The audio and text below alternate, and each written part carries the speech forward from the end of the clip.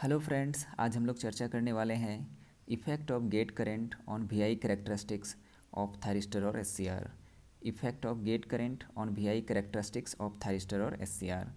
हम लोग यहाँ देखने वाले हैं जब एक फॉरवर्ड बायस थायरिस्टर पर गेट करंट अप्लाई किया जाता है तो उसके ऑपरेशन पर क्या प्रभाव पड़ता है। इसी प्रभाव को हम लोग वीआई कैरेक्टरिस्टिक्स में देखेंगे। तो सबसे पहले एक फॉरवर्ड बायस थायरिस्टर मैं यहाँ पे कंसिडर किया हूँ। ये देखिए, एक फॉरवर्ड बायस थायरिस्टर, ठीक है। यहाँ पे anode is positive and cathode is negative और गेट करंट IG1 अप्लाई किया जा रहा है। यहाँ जंक्शन J1 और J3 का जो है फॉरवर्ड बायस कंडीशन मिलता है और जंक्शन J2 का रिवर्स बायस कंडीशन मिलता है। इसलिए जंक्शन J2 के अक्रॉस जो है हम लोगों को डिप्लेशन रीजन प्राप्त होगा। अब देखिए, यहाँ पे हमारा गेट करंट IG1 जो है वो डिवाइस में डाउनवर्ड फ्लो हो रहा है, ठीक है। और हम लोगों को पता है कि करंट जिस डायरेक्शन में फ्लो होता है उसके अपोजिट डायरेक्शन पर इलेक्ट्रॉन फ्लो होता है। तो ये देखिए, करंट IG1 डाउनवर्ड फ्लो हो रहा है तो हमारा इलेक्ट्रॉन फ्लो जो है अपवर्ड हो रहा है। और इस तरह से जंक्शन J2 के अक्रॉस जो है हम लोगों को एक्यूमुलेशन ऑफ इलेक्ट्रॉन मिलता है, यानी एक्यूमुलेशन ऑफ चार्ज कैरियर्स मिलता है। और इस तरह से जंक्शन J2 का डिप्लेशन रीजन जो है वो पतला हो जाएगा, थीन हो जाएगा। अब हम क्या कर रहे हैं, forward breakover voltage VBO1 apply कर रहे हैं। ऐसे परिस्थिति पर जंक्शन J2 का एवलेंच ब्रेकडाउन हो जाएगा और डिवाइस टर्न ऑन हो जाता है। और एक बार परफेक्ट टर्न ऑन होने के बाद गेट करंट IG1 को हटा लिया जाता है, ठीक है। तो भी टर्न ऑन कंडीशन जो है डिवाइस के भीतर मेंटेन रहता है due to a regenerative action inside the device. और इसी रीजनरेटिव एक्शन को हम टू ट्रांजिस्टर एनालॉजी पर डिस्कस करेंगे। तो चलिए, डिवाइस को टर्न ऑन करने के लिए हम लोग सीख गए। इस तरह के टर्न ऑन मेथड को हम लोग कहते हैं गेट ट्रिगरिंग मेथड। अब एक दूसरा केस यहाँ पे देखते हैं। ये देखिए, दूसरा केस में क्या है कि यहाँ भी हमारा फॉरवर्ड बायस थायरिस्टर है, ठीक है। और हम यहाँ पे जो गेट करंट है वो IG2 बोल रहे हैं जो IG1 से अधिक है। यानी हम यहाँ अब ज़्यादा जो है गेट करंट अप्लाई कर रहे हैं। ये IG2 जो है, ठीक है, IG1 से अधिक है, यानी हम ज़्यादा गेट करंट अप्लाई कर रहे हैं। ऐसे परिस्थिति पर यहाँ पर जंक्शन J2 के अक्रॉस ज़्यादा चार्ज कैरियर्स का एक्यूमुलेशन होगा और जंक्शन J2 का जो डिप्लेशन रीजन है वो पहले के रिस्पेक्ट में और पतला हो जाएगा। यहाँ पे जो जंक्शन J2 का जो डिप्लेशन रीजन है वो पहले के रिस्पेक्ट में और पतला हो जाएगा।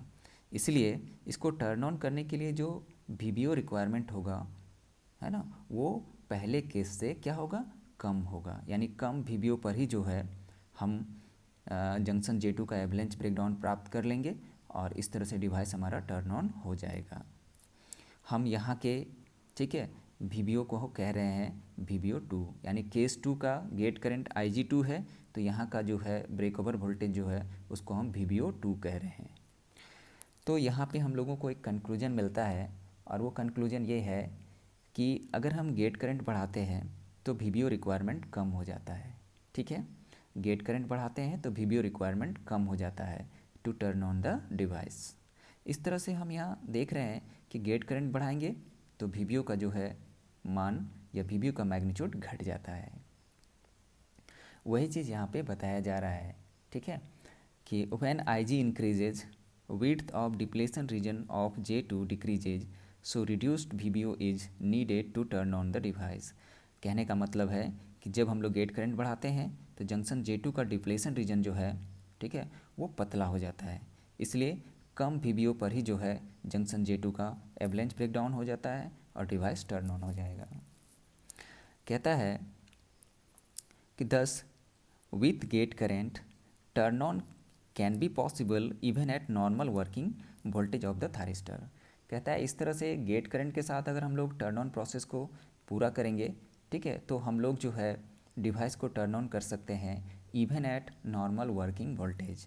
यानी हम लोग गेट करंट अगर ले रहे हैं और एनोड और कैथोड के बीच में अगर नॉर्मल वोल्टेज अप्लाई कर रहे हैं, नॉर्मल वर्किंग वोल्टेज अप्लाई कर रहे हैं, तो भी जो है, ठीक है, हम लोग जंक्शन J2 का एवलेंच ब्रेकडाउन प्राप्त करके डिवाइस को जो है टर्न ऑन कंडीशन पर ले जा सकते हैं। इस तरह से ये टर्न ऑन मेथड काफ़ी सेफ़ है, इसलिए इस तरह का टर्न ऑन मेथड को हम लोग काफ़ी ज़्यादा प्रयोग करते हैं, खास करके थायरिस्टर के टर्न ऑन के लिए। अब देखिए, यहाँ पे VI कैरेक्टरिस्टिक्स में जो है हम देखेंगे कि क्या चेंजेज आता है, ठीक है। तो ये देखिए यहाँ पे मैंने वी आई करेक्टरिस्टिक्स बनाया है। ठीक है, हम यहाँ पे आ जाते हैं फॉरवर्ड कंडीशन पर। ये जो फर्स्ट क्वाड्रेंट है ये फॉरवर्ड बायस थायरिस्टर को रिप्रेजेंट करता है। ठीक है, और ये जो थर्ड क्वाड्रेंट है ये रिवर्स बायस थायरिस्टर को रिप्रेजेंट करता है। ठीक है, यानी यहाँ फॉरवर्ड वी आई करेक्टरिस्टिक्स हम लोग को मिलेगा और यहाँ रिवर्स वी आई करेक्टरिस्टिक्स हम लोग को मिलेगा।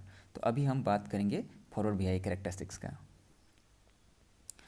यहाँ पे देखिए, यहाँ पे दिखाया गया है कि जब हमारा गेट करंट IG1 था तो हमारा VBO 1 था, break over voltage. Gate current IG1 था तो ब्रेक ओवर वोल्टेज VBO 1 था। लेकिन गेट करंट को हम बढ़ा के IG2 कर दिए। ठीक है, गेट करंट को बढ़ा के IG2 कर दिए तो देखिए VBO जो है हमारा घट करके हो गया VBO 2। ठीक है, यानी हम गेट करंट बढ़ा रहे हैं तो VBO रिक्वायरमेंट कम हो जा रहा है। ठीक है, और इस तरह से देखिए हमारा वी आई करेक्टरिस्टिक्स का ये पोर्शन जो है पहले, ठीक है, यहाँ था, अब ये शिफ्ट करके यहाँ आ जाता है। तो इस तरह से हम लोग देख सकते हैं, ठीक है, इस कैरेक्टरिस्टिक्स में भी कि हम लोग जब हम लोग गेट करंट को बढ़ाते हैं, ठीक है, तो हमारा जो है VBO रिक्वायरमेंट घट रहा है और ये जो पोर्शन है कैरेक्टरिस्टिक्स का, इसका जो स्लोप है वो शिफ्ट करता है। ठीक है, शिफ्ट करता है मतलब जितना पहले स्लोप था, ठीक है, ज़्यादा गेट करंट के साथ इसका स्लोप बढ़ जाता है। तो यही है, ठीक है, effect of gate current on the V I characteristics of the thyristor और SCR। आशा करते हैं ये वीडियो आप लोगों को पसंद आया होगा। Thank you for watching.